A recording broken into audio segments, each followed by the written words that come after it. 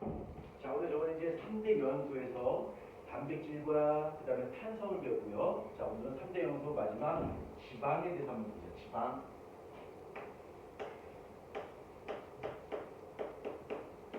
지방입니다. 자, 우리가 저번에 단백질, 탄수화물 배웠지? 세 번째 지방입니다. 자, 지방은 구성 원소가 CHO로 구성되어 있습니다. 5로 구성되어 있고요. 그럼 지방은 우리 몸에서 어떤 작용을 합니까? 이 지방은 다른 영양소에 비해서 에너지 함량이 되게 높아요. 그람당 9kcal 정도 에너지 되는 수가 있어요. 굉장히 에너지 함량이 높지, 다른 것에 비해서. 그래서 이 지방이라고 하는 것은 다른 것과 달리 우리 몸에서 에너지 저장용으로 써요. 쓰고 남은 에너지가 있으면 우리는 지방의 형태로 저장을 합니다. 그러면 우리가 다른 단백질이나 탄수화물 말고 이렇게 지방의 형태로 에너지 저장했을 때 가져올 수 있는 이점이 있겠지. 자, 예를 들면 만약에 9kcal만큼의 에너지를 저장한다라고 했을 때 만약에 단백질을 저장한다면 질량이 2g만큼 질량이 증가해요. 우리 몸의 체중이.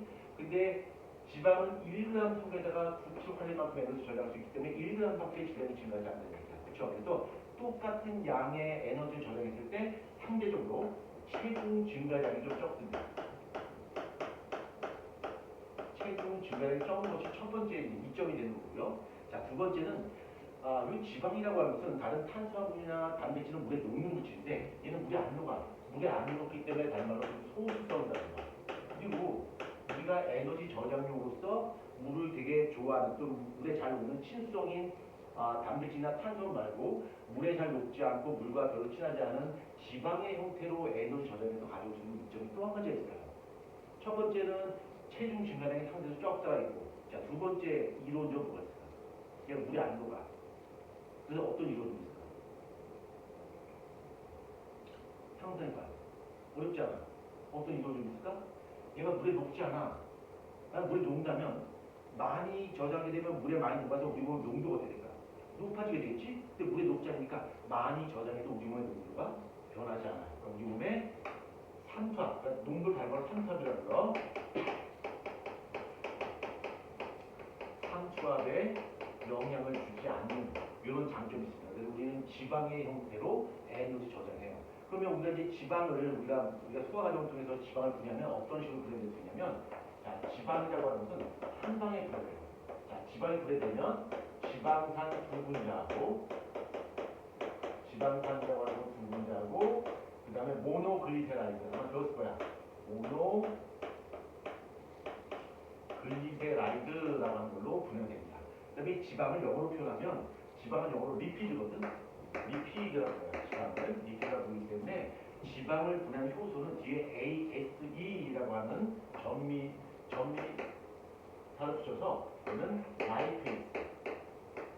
라이페이스라는 효소를 가지고 지방을 이렇게 분해할 수가 있습니다. 그 다음에 우리가 소화 과정을 통해서 지방을 지방산과 모노글리세라이드로 분해하는 이유가 뭐냐면 이 지방이라고 하는 것이 너무 덩치가 커. 그래서 흡수가 안 돼. 그래서 우리가 이렇게 분해하는 목적이 바로 흡수하게 돼요. 지방 자체가 너무 크기 때문에 흡수가 안 돼요. 그래서 이거를 지방산과 모노글리세라이드를 분해한 다음에 흡수한 다음에 우리 몸에서 운반할 때 다시 합쳐서 지방의 형태로 운반해요. 그러니까 우리가 지방을 소화하는 목적은 저스트 원 한 가지야. 바로 등치가 너무 커서 흡수가 안 되네. 그래서 흡수될 수 있는 형태로 분해하는 것이 바로 소화의 목적이다 이렇게 볼 수가 있습니다. 그래서 지방은 이 정도로 이제 마무리하시고요. 자, 참고로 우리가 지금 공부했던 영양소를 직접 눈으로 볼 수 없지만 이러한 영양소가 포함되어 있다라고 하는 것을 시각적으로 볼 수가 있어요. 그래서 그걸 다른 말로 영양소 검출 반응이라고 합니다.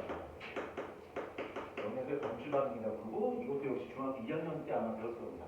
대표적으로 녹말을 검출하는 반응이 있고요. 그 다음에 단백질 검출하는 반응이 있고요. 그 다음에 포도당을 검출하는 반응이 있고요. 그 다음에 지방을 검출하는 반응이 있습니다. 이렇게 검출하는 반응이 한번 보자. 다 어느 정도 알고 있을 거야. 자, 녹말 검출하는 반응 어떤 반응이지? 아니요, 녹말.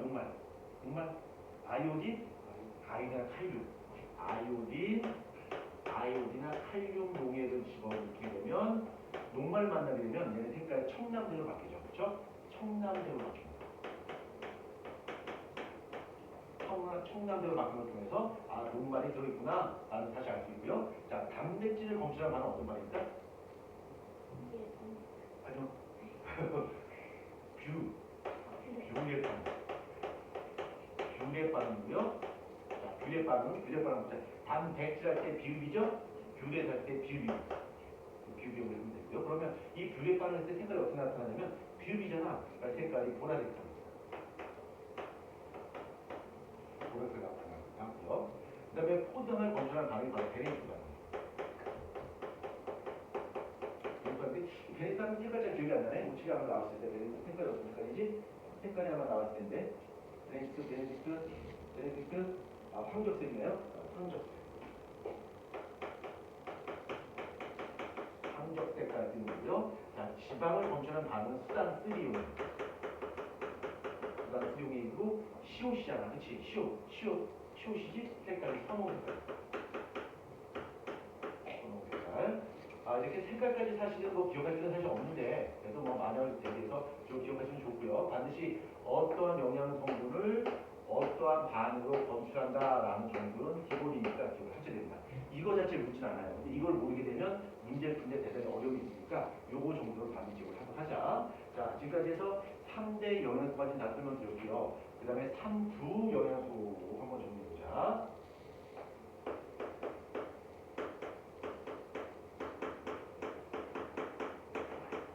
자, 3부 영양소입니다. 3부 영양소. 아, 저번에 말했듯이 3대 영양소라고 하는 것은 에너지원으로 작용하는 건데 이 3부 영양소의 가장 중요한 특징은 얘는 에너지가 포함이 안 되어 있다. 에너지가 포함이 안 되어 있어요. 에너지가 포함이 안 되는데 우리가 기를 쓰고 먹어야 되는 이유가 뭡니까? 이거 먹지 않으면 안 되는 이유가 뭡니까? 얘가 에너지는 포함이 안 되어 있지만 우리 몸에서 굉장히 중요한 역할을 해요. 우리 몸에서 항상성 유지에 쓰이고요. 또는 우리 몸을 구하는 체부성 성분으로 쓰이고요. 또는 우리 몸에서 일어난 여러 가지 화학 반응, 그걸 다른 말로 생리기능이라고 하는데 우리 몸에서 생리기능을 조절하는 그런 기능을 하는 것이 바로 3부 영양소입니다. 그래서 3부 영양소가 없게 되면 여러 가지 문제가 발생할 수 있고 심하면 사실 생존 자체가 어려울 수가 있습니다. 그래서 이 3부 영양소에 모두 세 가지가 있어요. 하나, 둘, 세 가지가 있는데 자, 첫 번째 3부 영양소의 첫 번째 그런 거 누구나 다 똑같이 물을 보입니다. 자, 물은 대표적인 3부 영양소인데 물은 에너지가 없어요. 우리가 알다시피 물을 아무리 먹는다고 해서 힘이 나지 않습니다. 그렇지만 물이 없으면 죽어요. 우리가 밥을 굶고서는 한 2주에 3주도 버틸 수 있겠지만 물을 안 먹으면 3일을 버틸 수 없습니다. 그래서 물은 우리 생존에 있어서 굉장히 중요한 물질인데 물은 우리 생명체의 약 60에서 70% 정도 물이 우리 몸에 포함되어 있습니다. 그래서 이 물이 이 정도 반드시 있어야 되고 이거보다 부족하게 되면 여러 가지 문제를 야기실 거예요. 그러면 물이 우리 몸에서 이렇게 굉장히 중요하고 반드시 60에서 70%가 있어야 되는 이유가 바로 뭐냐면 다른 물질과 달리 물만이 가지고 있는 독특한 화학적 특성이 있어. 다시 한번 물만이 가지고 있는 독특한 화학적 특성인데 그 독특한 화학적 특성이 생명 활동에 필수적이에요. 다시 한번 물만이 가지고 있는 독특한 화학적 특성이 있다. 이러한 화학적 특성이 생명 활동에 필수적이다. 그러면 물이 가지고 있는 독특한 화학적 특성 뭐가 있는데요?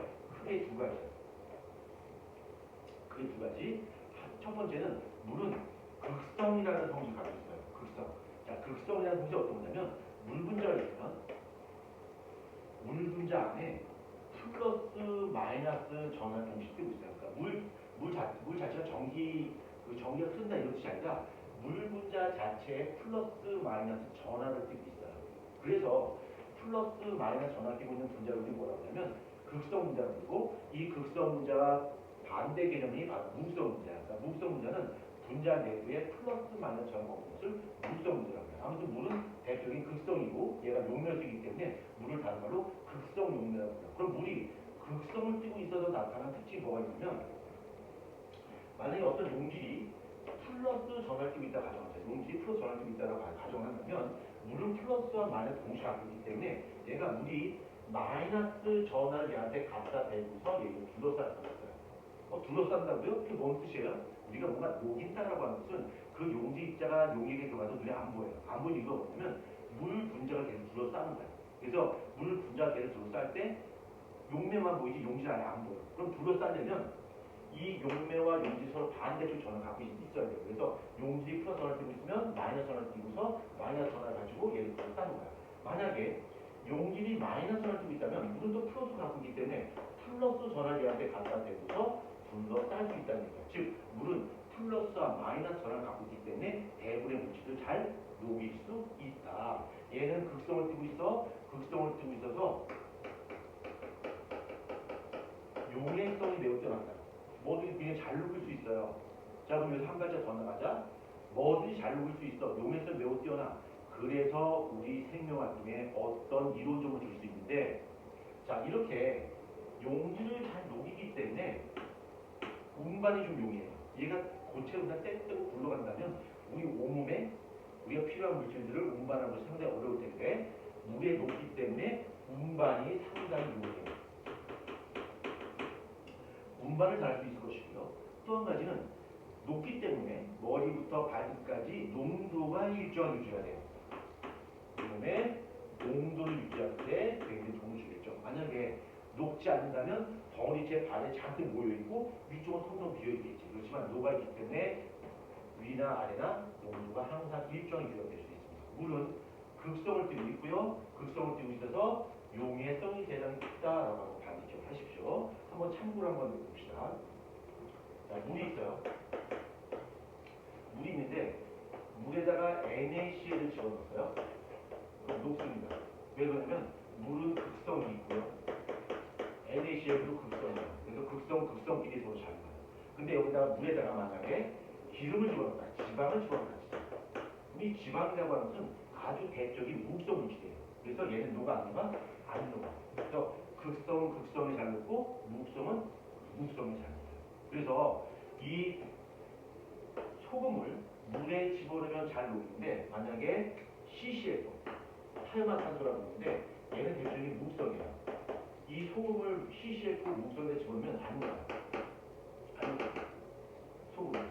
또 기름에다가 소금 집어넣죠? 안 녹아요. 그래서 우리 김장 만들 때 소금을 떨궈도 아무리 젓가락으로 저어도 그 참기름에 소금이 녹지 않는 이유가 바로 뭐냐면 극성이 달라서 그래. 얘는 극성이고 얘는 극성이라서 서로 섞이지 않습니다. 극성끼리 무극성끼리 서로 잘 섞여요. 그러면 지방을 CCF에 집어넣으면 어떻게 돼요? 섞여요. 녹아요. 무극성끼리 극성끼리 녹는다는 얘기야. 그런데 그러면 얘가 물이 극성이라면 무극성 물질은 잘 못 녹이겠네요. 그렇죠. 무극성 물질 못 녹이는데 우리 몸에 거의 대부분의 필요한 물질들은 대부분 극성이에요. 기체별 극성이나. 자, 그 다음에 두 번째는 물은 수소결합이라는 성질을 가지고 수소결합이라는 성질을 갖고 있는데, 자, 수소결합이라고 하는 것은 물 분자가 있으면 물 분자끼리 서로 끌어다니는 강력한 힘을 받아요. 여기에 물 분자가 있고요. 여기 물 분자가 있으면 물 분자들이 아주 강력한 힘으로 붙어 있어요. 이 결합을 바로 수소결합이거든요. 얼마나 세게 붙어 있냐면 만약에 물 말고 CO2가 있다 치자. CO2가 있으면 CO2가 이렇게 분자가 끌어다니고 있는데 CO2가 끌어다니는 힘에 비해서 물 분자가 끌어다니는 힘이 훨씬 더 세요. 내가 열을 가해준다고 하자. 열을 가해주게 되면 얘는 이 운동이 점점 활발해지면서 이 강도가 점점 벌어져요. 그리고 주변의 온도가 점점 올라가요.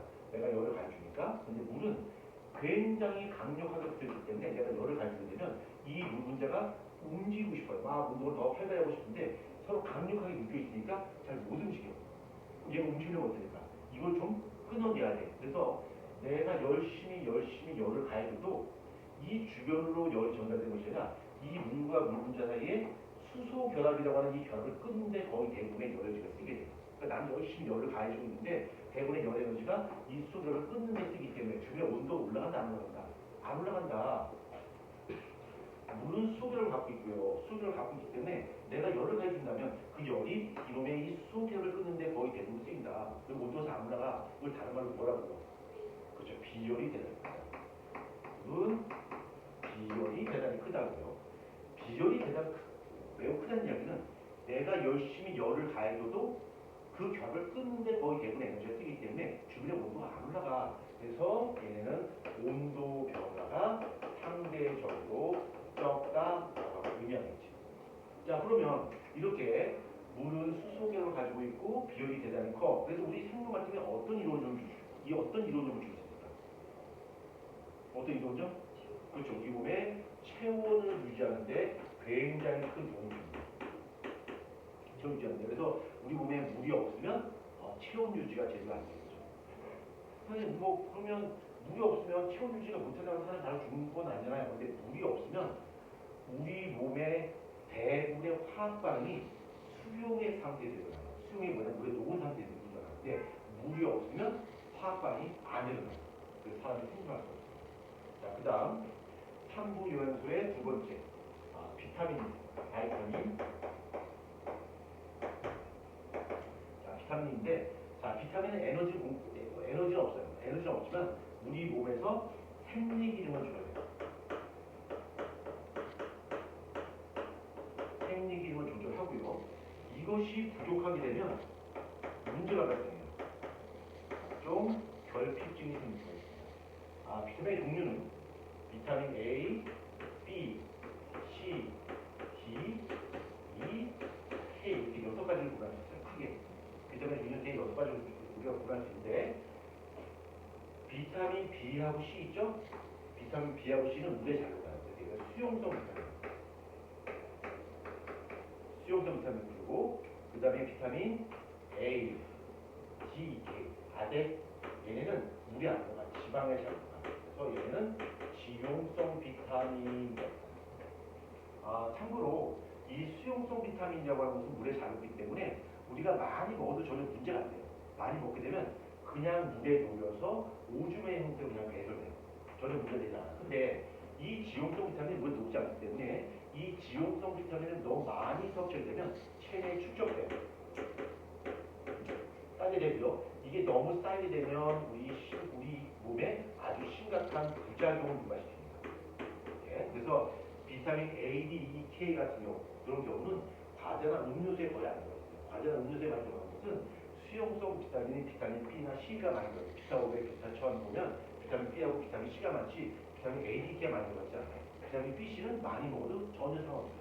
그냥 오줌은 그냥 다 빠져나가요. 그렇지만 지용성 비타민은 아니다라는 거. 자, 그 다음에 세 번째 무기염류가 있습니다. 무기염류. 자, 무기염류도 역시 우리 몸에서 에너지원으로 사용되지 않지만 이것이 부족하게 되면 우리 몸에 여러 가지 문제가 발생할 수 있습니다. 그럼 무기염류에 뭐가 있나요? 대표적으로 무기염류 철 있을 것이고 그 다음에 아이오딘, 칼슘, 그 다음에 또 뭐 있을까? 마그네슘 이런 것들이 있습니다. 자, 그럼 이런 것들이 어떤 역할을 하고 있자? 자, 철 우리 몸에 어울릴 수 있다. 우리 몸에 철로 돼 있어? 내가 아이언맨이야? 아니야. 우리 몸에 철이 있어 뭘까? 헤모글로빈이라는 것이 바로 피로 돼 있고요. 헤모글로빈. 그래서 우리가 피를 맛을 보면 약간 쎄맛이 날 거 아니야. 그렇지? 경험해봤을 거야. 자, 요 아이오딘은 나중에 배웁니다. 티록신이라고 하는 호르몬이 있어요. 티록신이라는 호르몬이 아이오딘이 되어 있고요. 칼슘이라고 하는 건 이제 뼈가 칼슘이 되어 있고 마그네슘은 엽록체 속에 들어있는 색소인 엽록소가 마그네슘이 되어 있습니다. 그래서 이런 무기염류들이 우리 몸 속에서 그 나름대로 역할을 하고 있고 우리 몸을 구성하고는 체구성성으로 쓰일 수 있다는 겁니다. 자, 여기까지가 영양소를 공부했고요. 이제 본격적으로 소화 과정을 한번 보도록 하겠습니다.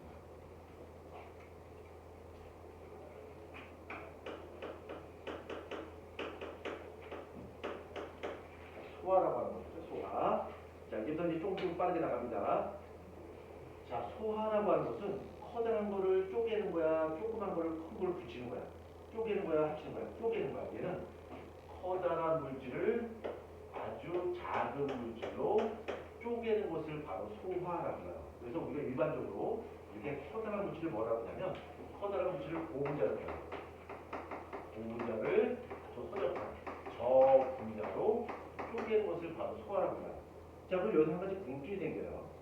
소화라고 하는 것은 아주 커다란 물질을 아주 허접한 물질로 쪼개는 건데 왜 쪼개는 거야? 무엇을 위해서? 그렇지, 흡수를 위해서. 너무 큰 것은 흡수가 안 돼. 그러니까 작은 걸로 쪼개서 흡수할 수 있게. 또 한 가지 뭐냐면 이 큰 거 자체를 우리가 직접 쓸 수는 없어. 우리가 쓸 용을 써야 돼. 우리가 이용하기 위해서 소화를 거친다는 얘기죠. 그럼 고분자가 저분자가 있는데 만약에 우리가 영양소를 고분자, 단백질을 우리가 이용한다. 또는 지방을 이용한다. 또는 녹말을 이용한다고 한다면 이것들이 분해가 되어서 소화가 되어서 최종 산물은 단백질은 폴리페타를 거쳐서 아미노산 형태로 최종적으로 분해가 되어야 될 것이고요. 지방은 한 번에 분해되겠지. 지방산하고 모노글리세라이드로 분해될 것이고요. 녹말을 분해하면 녹말은 엿당으로 분해된 다음에 이 엿당이 포도당의 형태로 분해가 될 거예요. 결국 우리가 흡수하고 또 이용할 수 있는 형태는 아미노산, 지방당 모노글리세라이드, 포도당의 형태를 우리가 흡수할 수 있다는 얘기예요. 근데 여기서 주의하죠. 아미노산과 포도당은 흡수하고 이용을 목적으로 해요. 우리는 단백질 자체를 이용할 수 없어요. 아미노산 이용이 되고 우리 녹말 자체를 이용할 수 없어. 포장의 형태를 이용해야 되기 때문에 이용할 수 있는 형태로 분해하는 거야. 흡수도 목적을 하고요. 근데 이 지방이라고 하면 좀 달라요. 이 지방은 우리가 흡수하기 위해서 모분자 물질인 지방을 모노글리세라이드로 분해해요. 분해한 다음에 흡수해. 흡수한 다음에 다시 어떻게 될까? 합쳐서 휘면서 다시 합쳐져요. 지방의 형태로 운반이 돼요. 그러니까 지방을 분해하는 목적은 아주 확실해. 흡수를 하기 위해서 지방을 분해한다. 흡수한 다음에 어떻게 할까? 다시 지방의 형태로 띄어서 우리 몸에서 운반시키는 거죠. 자, 그 다음에 소화라고 하는 것은 커다란 물질을 작은 물질을 쪼개는 건데 이 소화는 그 과정에 따라서 소화의 종류를 두 종류 나눌 수 있습니다. 소화의 종류를 두 종류 나눌 수 있습니다. 하나는 기계적 소화가 있습니다. 하나는 화학적 소화.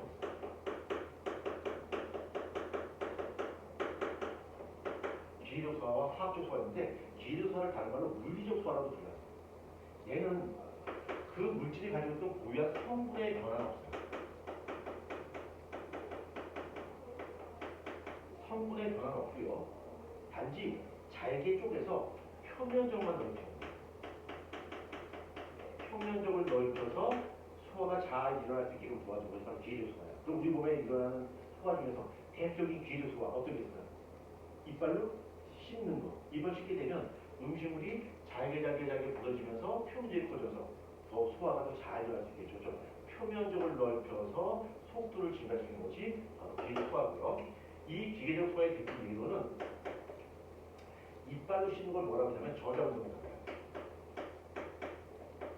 저자운동이고요. 그 다음에 쓸개즙이라고 하는 거예요.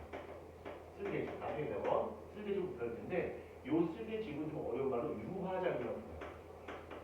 유화작용이라고 그러고 요 유화작용이라고 하는 거냐면 커다란 지방 덩어리를 작은 지방체로 쪼개는 거야.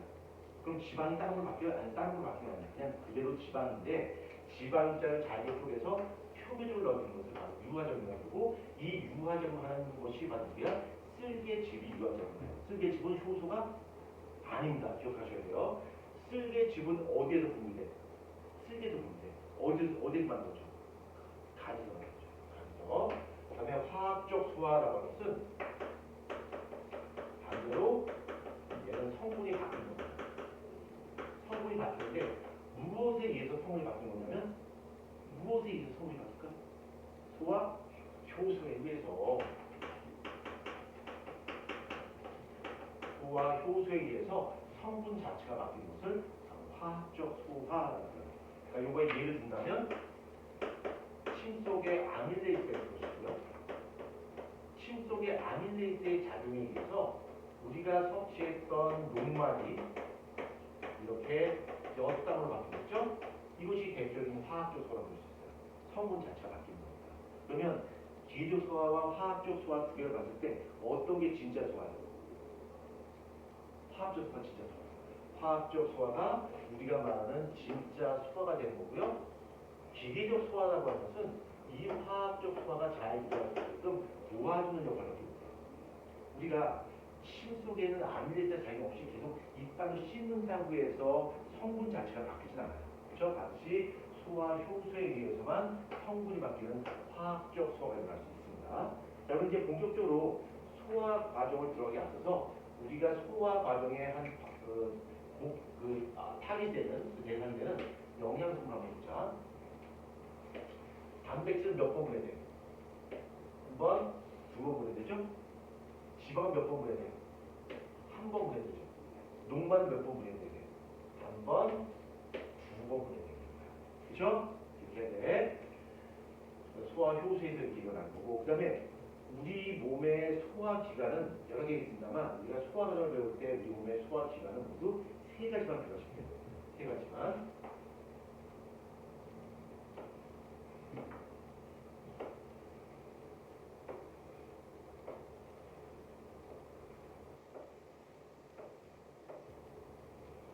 자, 이렇게 봅시다.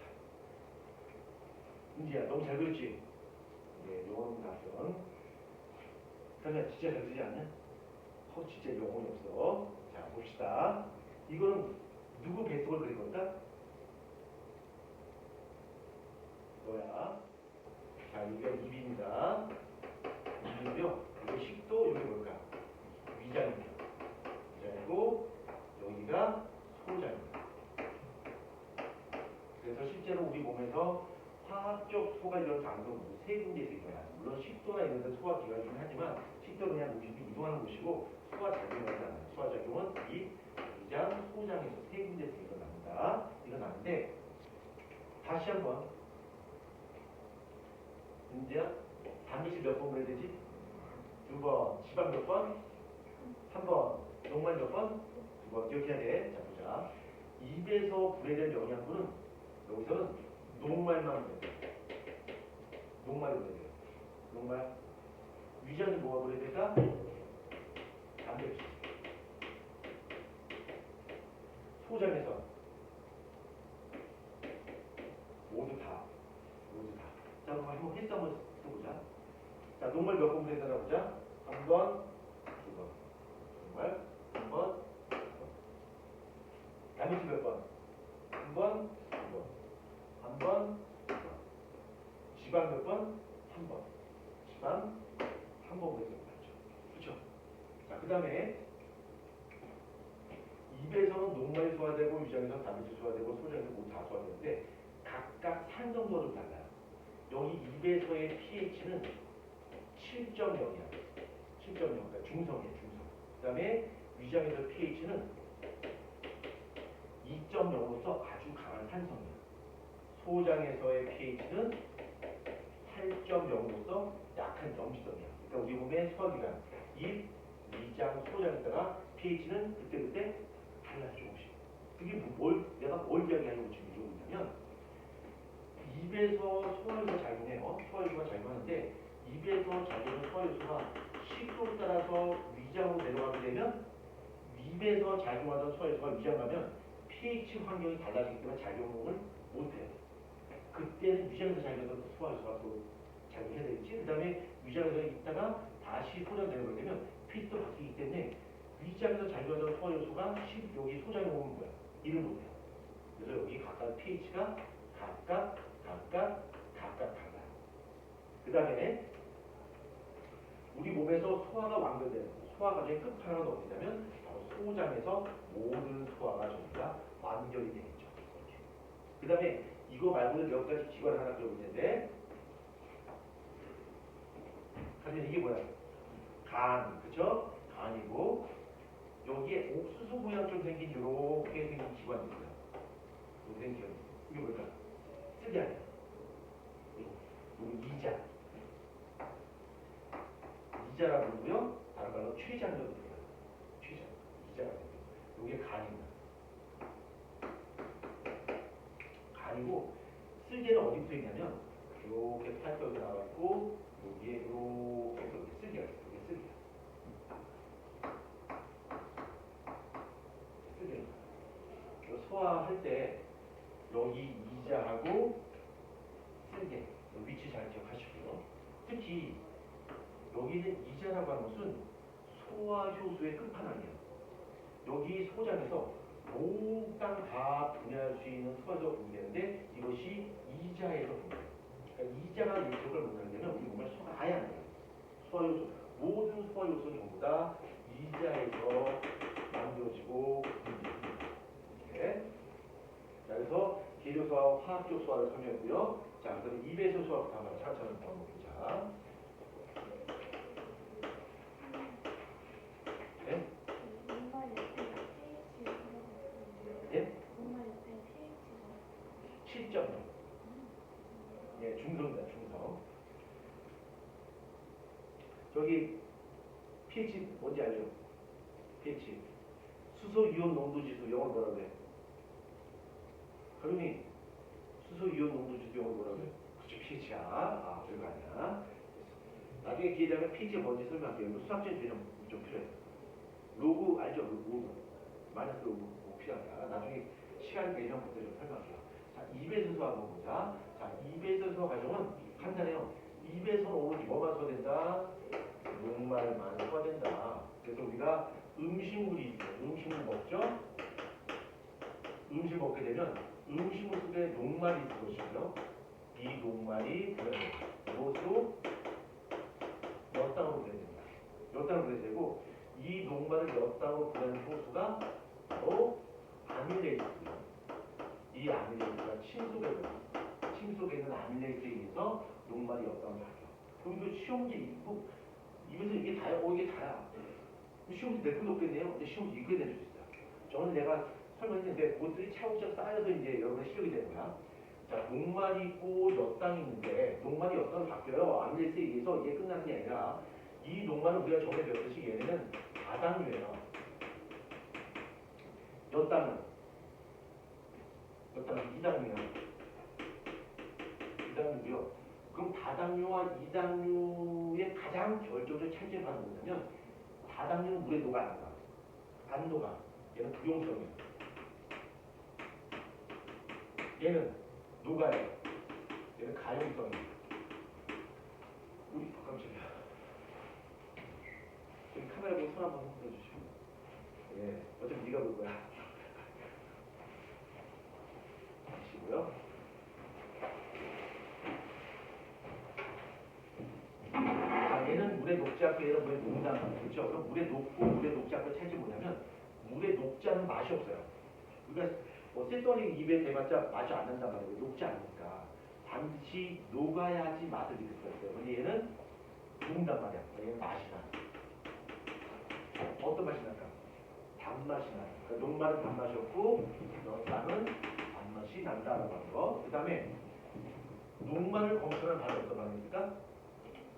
아이오딘이나 칼륨 용액이 있을 것이고요. 그 다음에 엿당을 검출할 때 반응이 어떤 반응이 있어?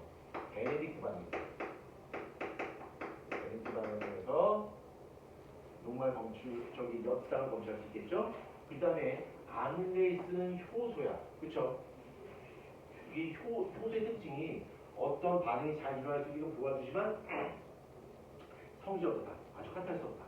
자기가 좋아하는 온도, 자기가 좋아하는 pH도 이렇게. 그렇죠? 그래서 얘는 적정 온도, 보통 35에서 40도 정도 기회를 잘할 수 있고 pH는 7.0에서 가장 일을 잘할 수 있어. 그러면 입에서 소화하는 여기 이상 없어요. 더 이상 없어. 굳이 더 한다면 이 아밀레이스의 작용을 도와주기 위해서 우리가 이빨로 잘기량을 씹어서 기회적 소화를 좀 도와준다는 거. 표면을 넓어준다는 거. 이거 정도밖에 없어요. 더 이상 없어. 그럼 시험 문제 어떻게 나올 수 있냐면 이렇게 나올 수 있겠죠.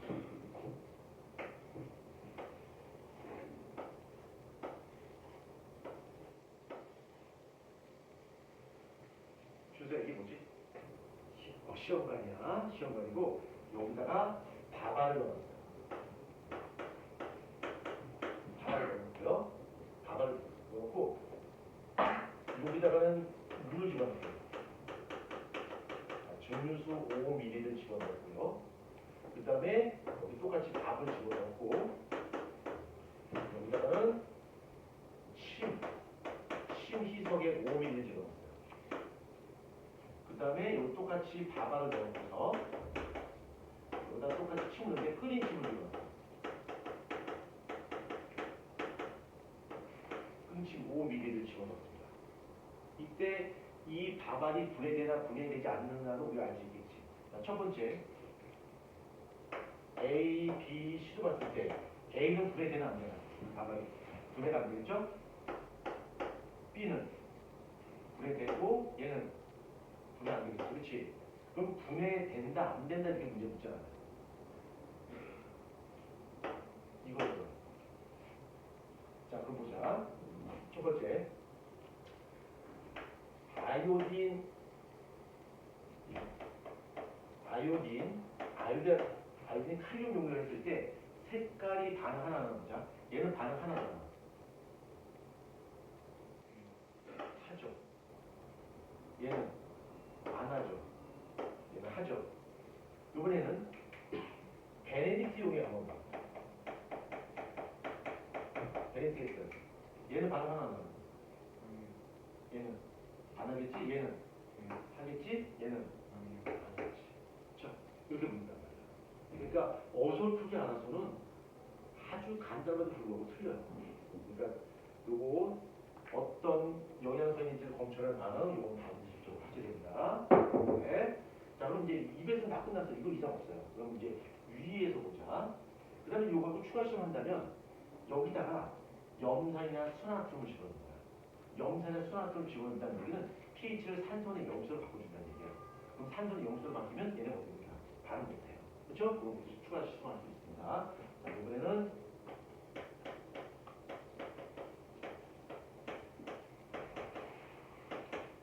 위에서의 소화 과정, 위장에서의 소화 과정.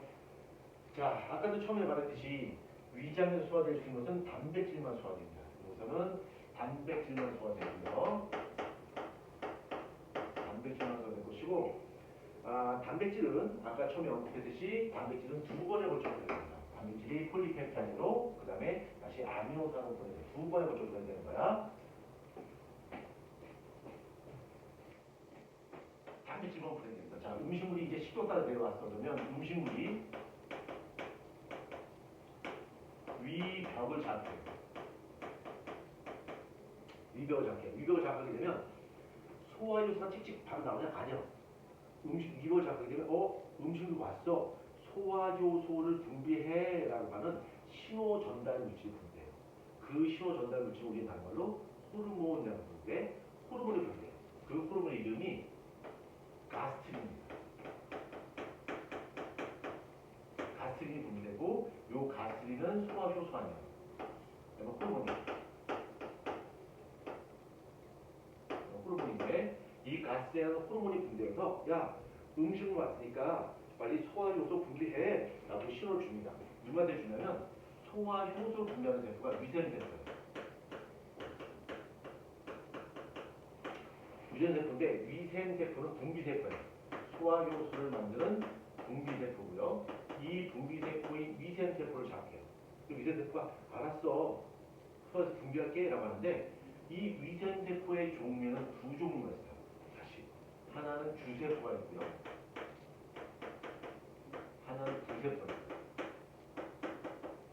이름에서 금방 알 수 있다시피 주세포라고 하는 것은 메인 역할을 하는 것이고 부세포는 뭐야? 서브 역할을 하는 거야. 그렇죠? 그래서 이 주세포가 메인이니까 이 주세포에서 소화효소가 분비돼요.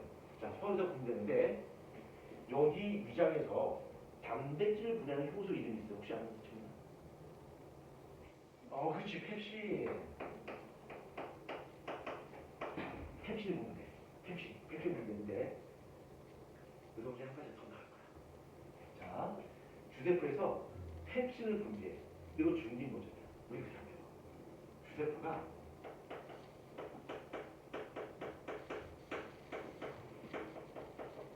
펩시노게를 분비해요. 펩시노게 이름 뒤에 노겐자가 붙으면 활성이 없는 거야. 그러면 주원 노겐 그런 거야.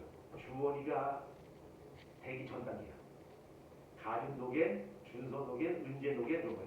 그 대기 전 단계야. 노겐자 붙으면 아직 대기 전 단계인데 얘는 펩시 노겐이니까 뭐가 대기 전 단계야? 펩신이 대기 전 단계야. 아직까지 펩신으로서 단백질을 분해할 수 있는 효소의 온전한 형태를 이루지 못했어요. 그 전 단계야. 펩시 노겐으로 분리되고 얘는 아직 단백질을 분해할 수 있는 상태 아닙니다. 얘는 비활성 상태야. 이게 중요합니다. 펩시 노겐으로 분리돼요. 펩시 노겐으로 분비되고 그 다음에 펩시 노겐이 위장으로 분비되어서 그 속에서 펩신으로 활성화돼요. 활성화돼요. 그리고 비로소 여기서 분비된 펩신이 위장 속에 들어왔던 단백질을 폴리펩타이드로 분해를 하게 됩니다. PP라고 써놓고 나중에 PP가 뭐지? 그러지 마. 폴리펩타이드로 분해를 합니다. 여기서 제가 여러분에게 좀 이따 드릴 질문은 뭐냐면 왜 단백질 분해 효소는 활성이 없는 펩시노겐의 형태로 분비가 되고 밖에 나와서 활성을 띠는 펩신의 형태로 바뀌는 것일까? 이 과정은 왜 존재하는 것인가를 여러분에게 질문해요. 좀 이따가. 자, 그 다음 부세포로 다시 갑니다. 자, 부세포는 서브에 되는데 이 부세포에선 유액이 분비돼요.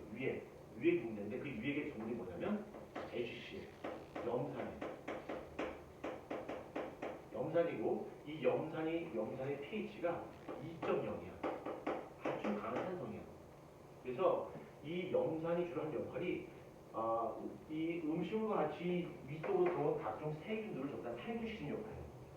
대부분의 미생물은 위장 속에 들어가서 이 염산의 작용을 받아서 거의 대부분 죽습니다.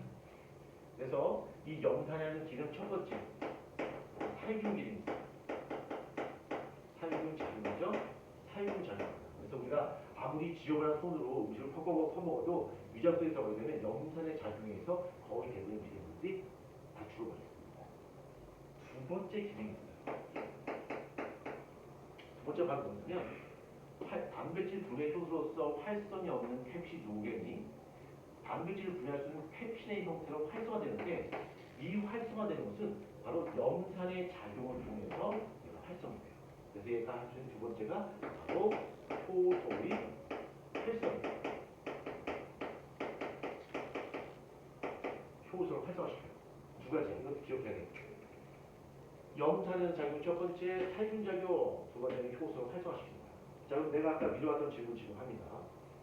단백질 분해 요소가 비활성 상태로 분비가 되어서 밖에서 다시 활성을 띠는 형태로 바뀌는 이 이유는 대체 무엇 됩니까?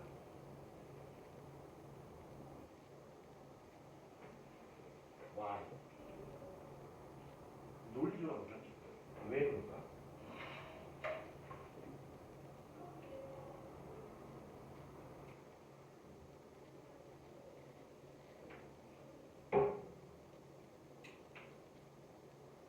가려서 왜 그럴까? 네? 죽여보니까 진짜 참, 저 나오는데 욕하면 안 되지? 배터리가 없나? 배터리가 없구나. 왜 단백질 분해 효소는 이것처럼 활성이 없는 형태로 분비가 되고 밖에서 다시 활성을 띠는 형태로 바뀌는 이유가 뭘까요? 바로 이것처럼 그냥 아밀레이스에서 바로 분리되면 편할 텐데 왜 이렇게 한 단계를 더 진행시킨다? 번거롭게.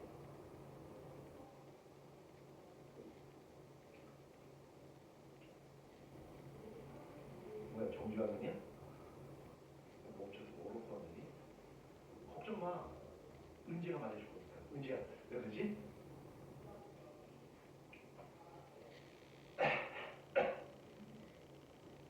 은지야, 걱정 마.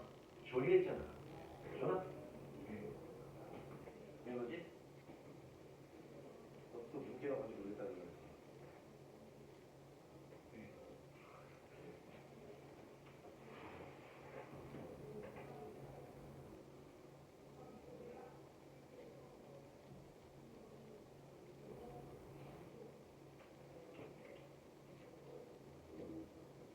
친구는 간다. 자, 만약에 펩신의 형태, 즉 단백질을 분해할 수 있는 능력을 가지고 있는 펩신의 형태로 분리되면 이제 무슨 일이 벌어지는 거죠? 여기에 소화 효소를 분비하는 분비 세포가 있다 했잖아요. 분비 세포가 있어요. 얘가 소화 효소를 여기 갖고 있을 거 아니야, 그렇지? 가지고 가지고 있는데 만약에 얘가 펩신을 가지고 있다면 무슨 일이 벌어질까? 세포 자체가 녹아버리는 거지. 그러니까 단백질 누구죠? 세포 뭘로 돼 있어? 단백질. 그러니까 이 안에 펩신을 갖고 있으면 이 분비세포 자체가 녹아버린다는 거야.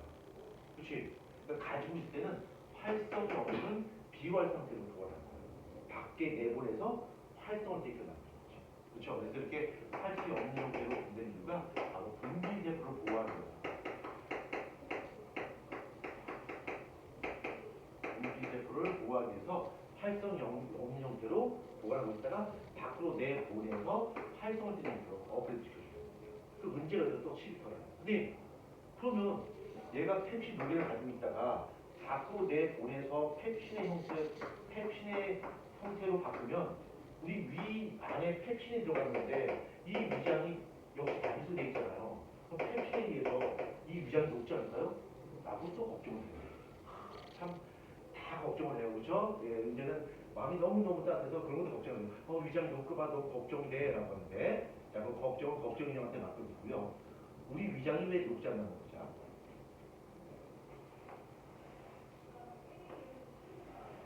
위장이 이렇게 있죠? 이 위장 속으로는 아주 어마무시한 것들이 많이 분비돼요. 첫 번째, 염산이 분비되죠. 수에도 녹을 만큼의 강한 염산이 있고요. 단백질을 분해할 수 있는 펩신이 이렇게 분비된단 말이야. 그럼 이 위가 저런 염산이라든가 단백질 분해 효소에 의해서 어떤 무슨 일을 당할 것 같아. 근데 실제로 그렇지 않고요. 여기 끈적끈적한 점액성 물질들이 이 위벽을 이렇게 감싸고 있어요. 끈적한 점액성 물질. 그래서 이 끈적끈적한 점액성 물질을 뭐라고 하냐면 이거를 뮤신이라고 해요. 뮤신이라고 부르고 이 뮤신은 위 점막세포를 보호해줘요. 그래서 이 다른 곳에 비해서 우리 몸의 위장은 굉장히 극하장적이니까 강한 염산에다가 펩신에다가 막 난리가 난단 말이야. 그래서 이 위점막을 보호해주기 위해서 우리 몸에서 여러 가지 안전 장치를 갖고 있는데 좀 정리해 봅시다.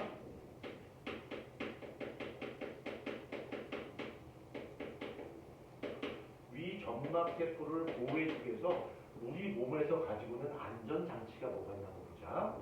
첫 번째, 단백질 분해소.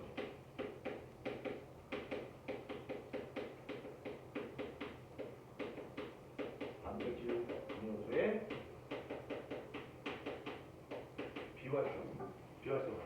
분비할 때 단백질을 분해할 수 있는 능력을 미처 갖지 못한 비활성 상태로 분비하는 거죠. 이게 이제 위 점막을 보호해주고 위하고. 두 번째는 끈적끈적한 뮤신층이 있어요. 뮤신층이 있어서 염산이라든가 그다음에 단백질 분해 효소에 의해서 위 점막세포가 손상되는 걸 막아줄 수가 있고요.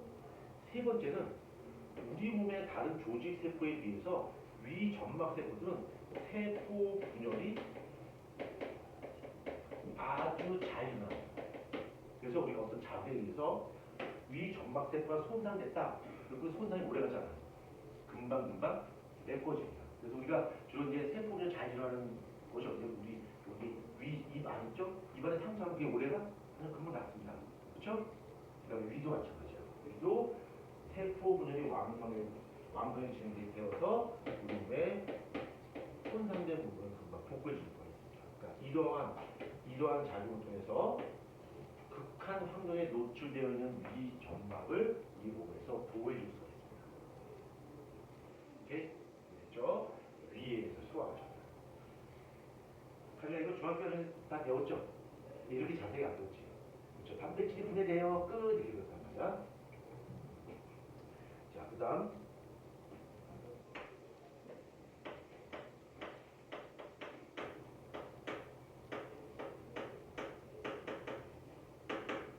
소장에서의 소화모자.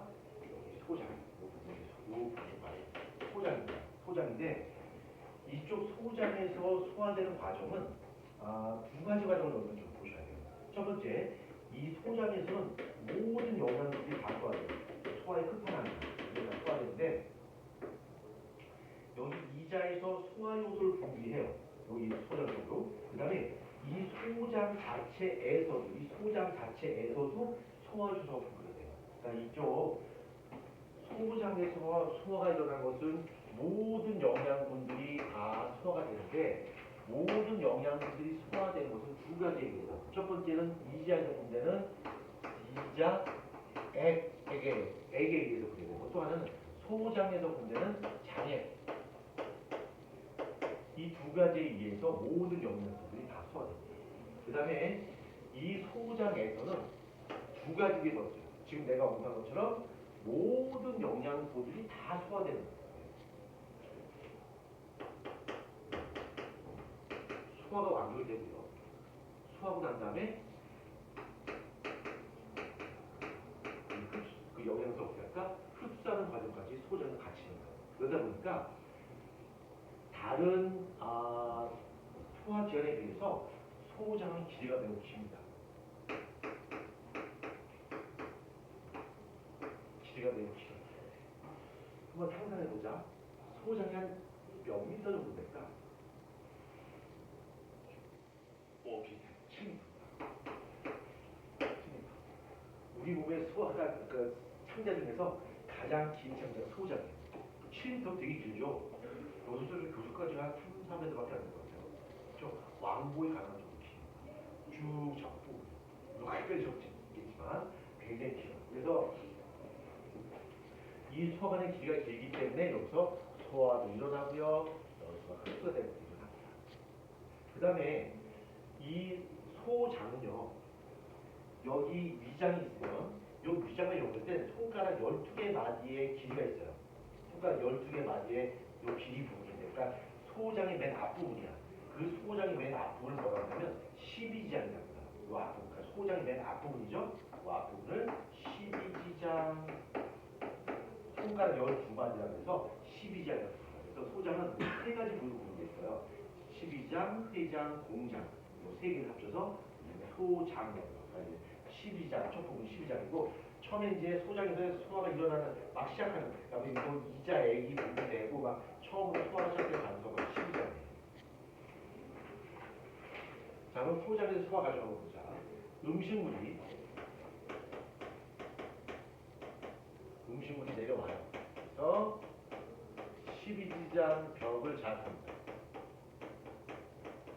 12장 벽을 자극하고요. 12장 벽을 자극하게 되면 소화효소 각 분비가 나눠. 야 음식물이 내려왔어. 소화효소 분비해 라고 하는 호르몬이 분비해요. 그 호르몬 이름은 세크레틴이에요.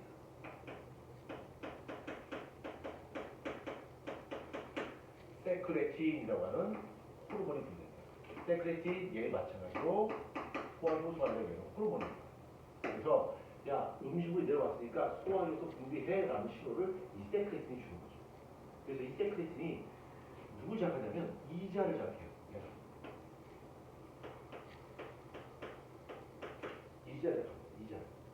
이자 자극이 되면 이자에서 5만 가지 소화 요소가 다 나오는데 문제는 이제 여권 준비하고 있네요 지금.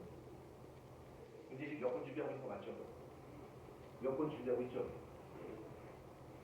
혼나라 가지고 그런가요? 주원이 절대 안 주라, 그렇지? 절대 주는 걸 본 적이 없어. 결론 내렸습니다. 주원 역시 눈부자구나. 내렸습니다. 네, 가빈이는 절대 안 졸죠? 그렇죠? 저는 주고. 자, 이자인데 요 이자는 5만 가지 소에서 다 나옵니다. 먼저 단백질 분해소도 나오고요. 그 다음에 녹말 분해소도 나오고 지방 분해소도 나오고 그러니까 5만 가지 소에서 다 나와요. 이자는. 자, 단백질 분해소는 뭐가 나오냐면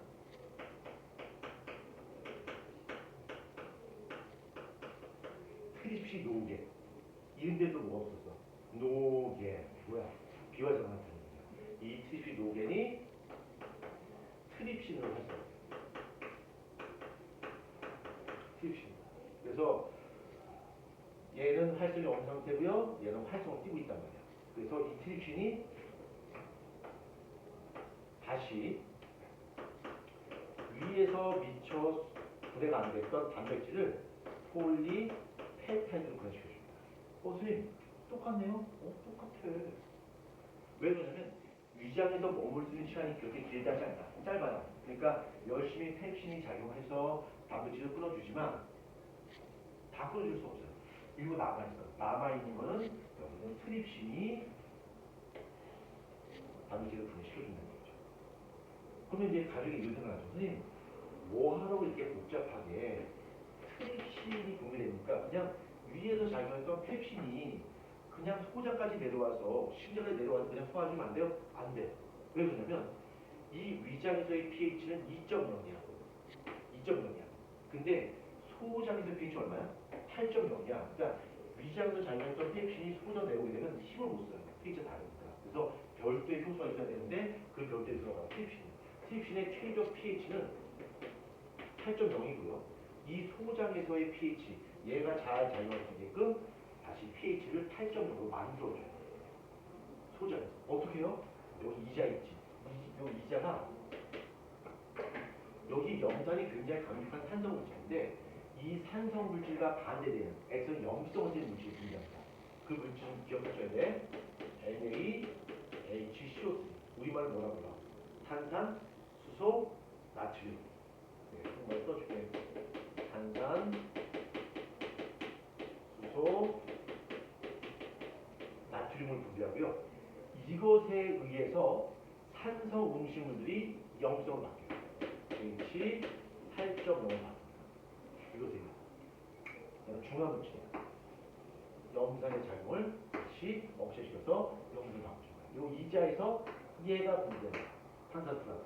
그래서 위장에서 작용했던 펩신을 작용 못하고 소장에서 작용하는 트립시노겐이 트립시로 활성화되어서 단백질을 분해할 수 있는 거죠. 이렇게 쓰면 준성도 질문하죠. 선생님, 근데 뭐 중요한 건 아닌데요. 이 트립시노겐은 어떻게 트립시로 돼요?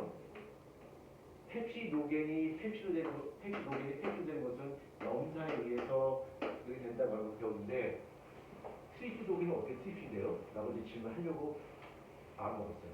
그래서 미리 답변 드립니다. 중요하지 않았지만 이 트립시노겐이 트립신으로 활성화될 때는 이름이 좀 어려워요. 그래서 중요하지 않아.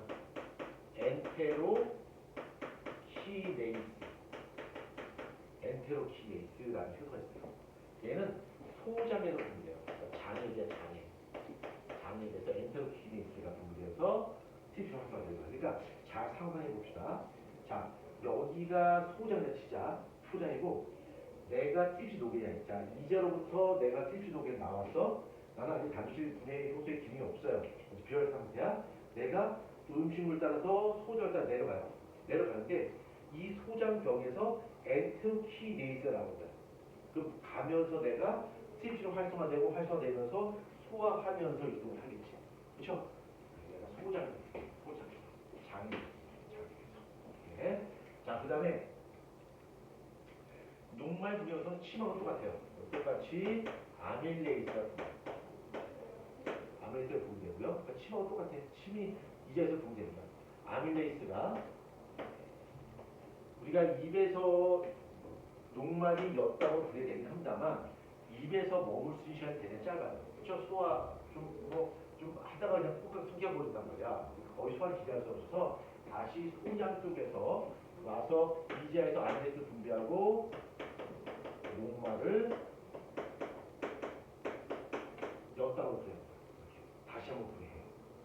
그 다음에 엿당을 이장이죠? 우리의 최종 목표는 이 엿당을 뭘 바꿔줘야 돼? 포도당으로 바꿔줘야 돼. 포도를 바꿔주는데 이 엿당을 영어로 뭐라 그랬었지? 기억나니? 말토스. 그래서 이 엿당을 분해하는 효소 이름이 말테이스. 말테이스가 분해되는데 이 말테이스가 어디서 분해되냐면 장에 의해서 소장 벽에서 분해된다. 그러니까 소장의 길이가 7m니까 음식물들이 막 소장을 따라가면서 소화 효소의 샤워를 받아가면서 분해되면서 소장을 이용하겠죠. 긴 시간 동안. 그래서 우리가 원하던 최종 상물인 포도당까지 완벽하게 분해했어요. 근데 폴리펩타이드는요? 라고 가정을 시켰겠죠? 자, 이 폴리펩타이드가 아미노산으로 분해됩니다. 여러분, 폴리펩타이드라고 하는 것은 저번에 첫 번째 시간에 설명드렸어요. 폴리펩타이드라고 하는 것은 아미노산에 길게 훅 계속 쭉 붙은 것을 바로 폴리펩타이드예요. 근데 아미노산 만들려면 펩타이드 결합을 어떻게 될까? 끊어줘야 되겠지? 펩타이드 결합을 끊어주는 거야. 그래서 이거를 끊어주는 효소 이름, 이걸 끊어주는 효소 이름이 펩티데이트. 펩티다제, 펩티데이트야. 이게 어디서 분리되는 거야? 장이거든.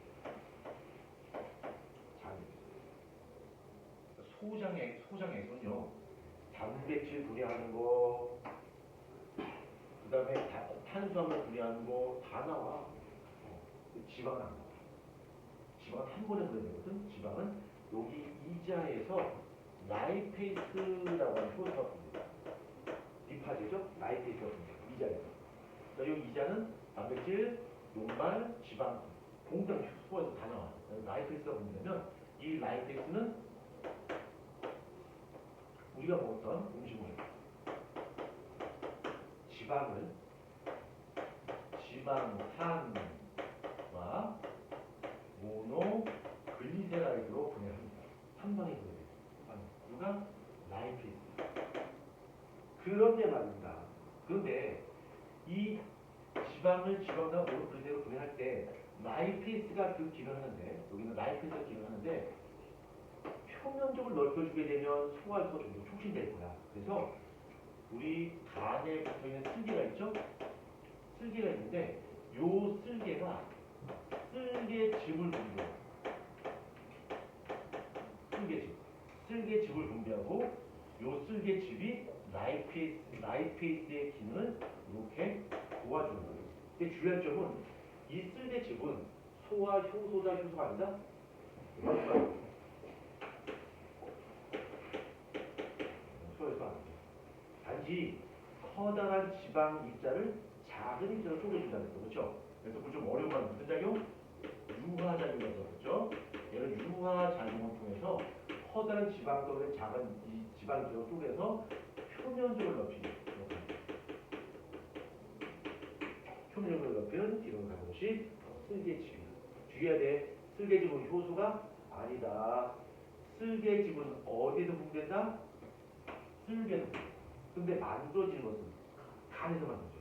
쓸개는 그냥 쓸개를 저장했다가 분비하는 것이고, 실제로 만들어지는 것은 바로 간에서 생성됩니다. 그러니까 이 간이 안 좋게 되면 지방을 분해할 때 관여하는 쓸개즙이 제대로 안 만들어져서 기름진 음식을 제대로 소화하지 못해요. 그래서 이제 소화가 안 되는 병원에 가잖아. 그럼 물어봐요. 어떤 음식을 먹었을 때 잘 소화가 되지 않나요? 기름 찍어 먹으면 잘 소화 안 되세요? 간이 안 좋으시군요. 왜 그러냐면 간이 지방 소화에 관여하기 때문에. 이렇게 보셔야 돼요. 그래서 지방산 모노글리세라이드도 완벽하게 분해가 되었어요. 그 다음에 이렇게 우리가 완벽하게 분해된 최종 산물이 아미노산이라든가 소장이라든가 지방산 모노글리세라이드는 전부 다 이제 소장으로 흡수가 되겠죠. 아까 소장은 길이가 7m로 굉장히 길다고 했는데 그 7m 길이를 가면서 분해되면서 흡수되면서 이동을 하는 거죠. 그 길이가 엄청나게 깁니다. 네, 눈도 좀 쉬려고 조심 안 된다.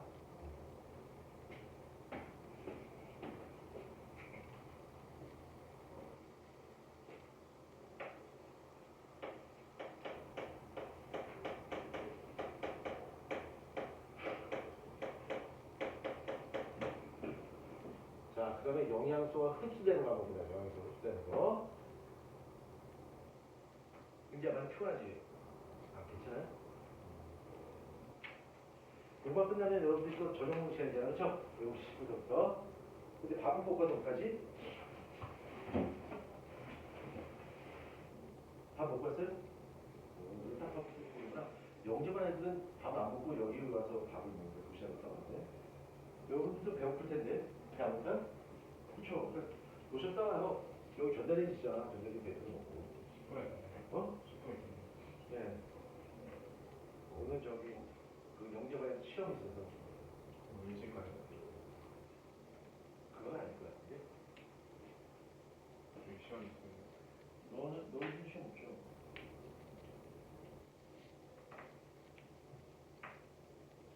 아직 과거는 뭐 얼마나 됐다고 보시옵니까?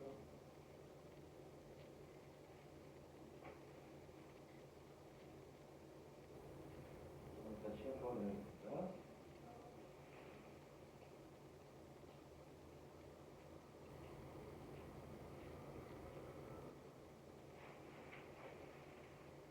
일곱 시 10분에 7시가 끝납니다. 7시. 자, 영양제 흡수. 그러니까 영양소가 어디에서 흡수가 되죠? 소장에서 흡수가 돼요. 소장은 소화가 완결되면서 흡수가 되는 장소예요. 소화의 끝판왕이죠. 그렇죠? 그래서 길이가 어때? 길어. 자, 그래서 소장이 있으면 소장 한번 잘라봤어요. 소장을 잘라보면 안에 주름이 되게 많아요. 그 다음에 요걸 이렇게 잘라봤어. 그러면 여기 이렇게 소장이 있으면 소장 벽에 주름이 엄청나게 많고요. 주름이 많고 그 주름 위에 또 작은 솜털 같은 것들이 쭉 많이 있어요. 그래서 그 작은 솜털을 바로 융털이라고 해요. 그러면 소장에는 주름이 많아, 그 다음에 융털 돌기라고 하는 작은 솜털 같은 것들이 막 많이 있어. 그럼 딴 거 없어. 뭐야? 표면적이 어떻다? 대단히 넓다. 그쵸? 넓다는 사실 알 수 있고, 요 융털이라고 하는 것을 한번 확대해봤어요. 융털 확대해보면, 융털이 이렇게 돼 있어. 그러니까 이제 아침에 얼굴 씻고 수건으로 얼굴에 물질을 하는데, 수건의 표면을 잘 보면 오돌토단 돌게 많이 있어요. 그래서 표면적을 넓혀서 수분을 잘 흡수하기 위해서. 만약에 오돌토단 돌게 없으면 잘 물이 잘 흡수 안 돼요. 그래서 이게 오돌토단 돌게 되는데